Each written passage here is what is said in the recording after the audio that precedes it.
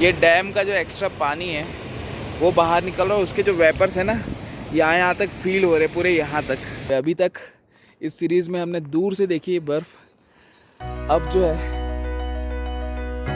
तो ये रहा, मैं नहा धो के रेडी हो चुका हूँ। ये अपना रूम जहाँ पे रात को रुके हुए थे, ठीक ठाक अच्छा स्पेशियस रूम है, साफ़ सुथरा है। और हम लोग वेट कर रहे हैं हमारे पंडित जी का। वो आएंगे तो वो बताएंगे कि ऊपर का वेदर कैसा है, वहाँ पे बर्फ़ वगैरह तो नहीं जमी हुई है। अगर वेदर ठीक होगा तो ऊपर गंगोत्री की ओर जाएंगे, नहीं तो फिर नीचे उत्तरकाशी घूमते हुए नीचे ऋषिकेश की ओर चले जाएंगे। बाहर का जो मौसम है, अभी धूप निकलने के बाद आप लोगों को दिखा देता हूँ कि अभी कैसा दिख रहा है। तो ये है अपना रिसोर्ट। ये पूरी रिसोर्ट की प्रॉपर्टी के अंदर ही आता है ये पूरा एरिया जो है। यहाँ पे सुबह बैठ करके ना, जब 6 बज गए थे लेकिन अंधेरा था, तो मैं इन पहाड़ों को निहार रहा था। और बड़ी माँ आ गई है वॉक करके और वहाँ पे अपनी कार खड़ी हुई है, वो दिख रही है, वो बोलेरो के बगल में। और ये छत्तीसगढ़ की कार है जिसको हम यहाँ उत्तरकाशी तक ले आए हैं, और होप्स हो कि हम आगे इसको गंगोत्री तक भी ले जाएंगे।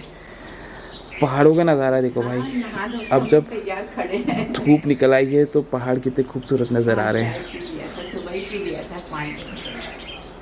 और ये अपना छोटा ट्रैक सूट दिख रहा है, लेकिन है ये वुलन वाला। मास्क वास्क लगा के ठंड से परेशान। कैसा लग रहा है छोटा? ठंडा लग रहा है एकदम। ठंडा लग रहा है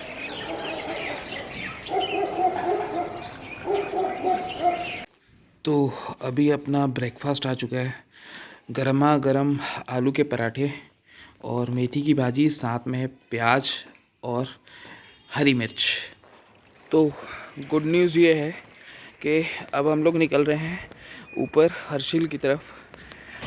पंडित जी भी आ चुके हैं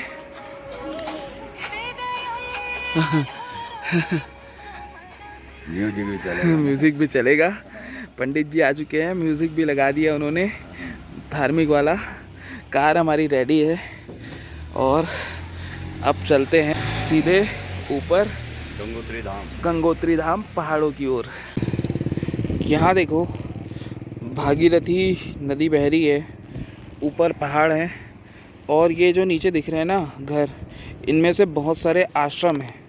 देश के अलग अलग राज्यों से, अलग अलग शहरों से जो भी साधु संत महात्मा हैं, वो यहाँ पे आ कर के बसे हुए हैं, अपना छोटा छोटा आश्रम बना करके, जहाँ पे ना भक्तों की भीड़ होती, ना किसी प्रकार का व्यवसायीकरण होता है। वहाँ पे सिर्फ ध्यान होता है, सत्संग होता है, भगवान की पूजा अर्चना की जाती है, आस्था से अपने आप को जोड़ा जाता है। बिल्कुल गंगा मैया के किनारे शांति से यहाँ पे आप प्रभु की भक्ति पे लीन हो सकते हैं इन खूबसूरत वादियों के बीच में। ये है मुनेरी डैम। यहाँ पे डैम है, एक मुनेरी गांव है ये। और ये देखो कितना एक्स्ट्रा पानी बाहर निकल रहा है। ये डैम का जो एक्स्ट्रा पानी है वो बाहर निकल रहा है, उसके जो वेपर्स है ना यहाँ तक फील हो रहे पूरे यहाँ तक। और बहुत खूबसूरत यहाँ पे देखिए, ये बैठने की एक जगह बनाई गई है। तो आप जैसे आ रहे हैं तो यहाँ पे रुक के कुछ देर इन खूबसूरत सी वादियों का और इस ठंडे ठंडे पानी का आनंद ले सकते हैं। भागीरथी नदी पे बना हुआ है डैम, मुनेरी डैम। और पीछे ना पहाड़ पे ऊपर चोटी पे बर्फ़ नज़र आ रही है। अभी आगे जाऊंगा तो दिखाऊंगा मैं आपको। तो हम लोग भी यहाँ पे रुक करके फ़ोटो वोटो खिंचा रहे हैं। जो फ़ोटोज़ हैं वो आपको इंस्टाग्राम हैंडल पे देखने मिलेगी। अगर अभी तक फॉलो नहीं किया है तो इंस्टाग्राम का जो आईडी है वो स्क्रीन पे भी आ रहा होगा और डिस्क्रिप्शन पे हमेशा रहता ही है। तो इंस्टाग्राम पे मुझे फॉलो कर सकते हैं, अमन शर्मा। और चैनल पे अगर नए हैं तो चैनल को अभी तक सब्सक्राइब नहीं किया है तो चैनल को सब्सक्राइब कर लो, नोटिफिकेशन का बेल दबा लो, और इतने खूबसूरत नज़ारे दिखाने के लिए लाइक का बटन तो दबा ही दो। इन खूबसूरत सी वादियों में ड्राइव करना किसी भी राइडर या ड्राइवर के लिए एक ड्रीम जैसा है। लेकिन सच कहूँ तो यहाँ ड्राइव करना जितना ज़्यादा रोमांच से भरा हुआ था उतना ही डरावना भी, क्योंकि एक तरफ बर्फ से ढकी हुई ये पहाड़ियाँ थी तो वहीं यहाँ की खड़ी चढ़ाई में कार को फर्स्ट से सेकंड गियर पे ले जाना भी मुश्किल हो रहा था।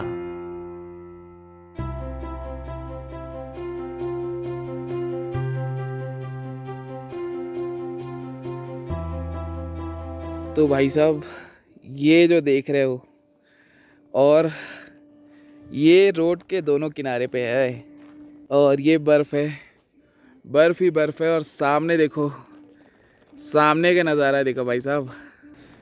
भाई जो है आपका आ चुका है अब बर्फ़ से भरी वादियों पे। अभी तक इस सीरीज़ में हमने दूर से देखी है बर्फ़, अब जो है अब बर्फ़ जो है ना दूर नहीं है, अब यूं ऐसे हाथ में उठा के देख सकते हैं अब बर्फ़। खेलना है बर्फ़ में, आ जाओ। अभी तो शुरुआत हुई है, ये देखो अभी तो शुरुआत हुई है बर्फ़ की। अभी तो आगे हमको जाना है वहाँ। इधर देखो, इधर से गंगा जी आ रही है। सूखी टॉप पे हम खड़े हैं। कौन सा टॉप है? सूखी टॉप। सूखी टॉप है ये नीचे झाला है। अच्छा, क्या बोलते हैं इसको? झाला। झाला। अच्छा, उसका क्या मतलब होता है? झाला ग्राम का नाम। अच्छा, गांव का नाम है। बस इसके बाद 2 किलोमीटर था, फिर हरसिल। अभी अच्छा। नीचे उतरेंगे हम, फिर हरसिल पहुंचेंगे 2 किलोमीटर पे। अच्छा, हाँ जी। तो चलो अब चलिए। हर्षिल की ओर आगे बढ़ते हैं। बड़ी मम्मी भी आ गई है और कुछ वीडियोस अब बड़ी मम्मी की भी बनेंगे, फोटोज भी लेंगे हम लोग। बर्फ की हरसिल। हाय।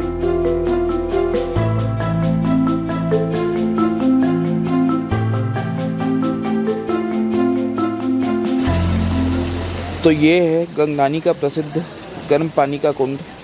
यहाँ पे भी स्प्रिंग वाटर कुंड है जैसा हमने तपोवन में देखा था। आइए अंदर चलते हैं और स्प्रिंग वाटर अर्थात तप्त कुंड के दर्शन करते हैं। साफ पानी है ना। तो ये जो धुआं देख रहे हैं आप पानी का, ये उस स्प्रिंग वाटर का भाप है। तो इस वक्त हम लोग गंगनानी के गर्म पानी के कुंड के पास में खड़े हुए हैं, यहाँ पे दर्शन करते हुए। ये पीछे तप्त कुंड है और इस तरफ वो देखिए पहाड़ की चोटी पर बर्फ़ नज़र आ रही है। पूरी चोटी जो है वो बर्फ़ से ढकी हुई है। साल के इस सीज़न में यहाँ पे लगभग कोई नहीं आता है। ऊपर चल रहे हैं, वहाँ पे एक मंदिर है, उसके भी दर्शन करेंगे। तो ये सीढ़ियाँ हैं और ऊपर वो देखिए मंदिर नज़र आ रहा है। चलिए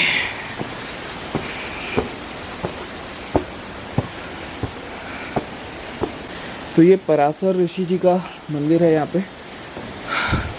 जय भगवान। पास से दिखा देता हूँ। ये है पराशर ऋषि की प्रतिमाएं और साथ में कुछ अन्य देवी देवताओं की प्रतिमाएं। कार्तिकेय जी नज़र आ रहे हैं। एक शिवलिंग है वो यहाँ से है। ये देखो, ये यहाँ पर ये पहाड़ के नीचे निकल रहा है। पहाड़ के बाद इस पहाड़ से ये देखो गंगा मैया का गरम गरम पानी निकल रहा है।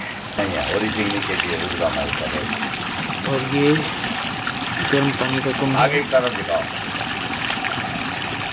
यहाँ पे पराशर ऋषि था ना, बहुत पुराने जमाने। अच्छा। उन्होंने यहाँ पे तप करके जो है ये हाँ। इस पहाड़ से ये उद्गम इसका जल का स्रोत निकाला था। बर्फ में के लिए नहाने अच्छा। के लिए। और भगवान ने बताते हैं कि शंकर भगवान के वरदान से मिला उनको। जैसा कि पंडित जी ने बताया कि यहाँ पे पराशर ऋषि जो थे वो कई 100 साल पहले तपस्या किया करते थे और उन्होंने तपस्या करके भगवान शिव से वरदान स्वरूप इस तप्त कुंड को मांगा और इस पर्वत से फिर तप्त कुंड निकला। इसीलिए यहाँ पे पराशर ऋषि का ये प्राचीन मंदिर है और लोग यहाँ पे आते हैं, कुंड में स्नान भी करते हैं, मंदिर के दर्शन करते हैं और आगे गंगोत्री की ओर अपनी यात्रा कंटिन्यू करते हैं।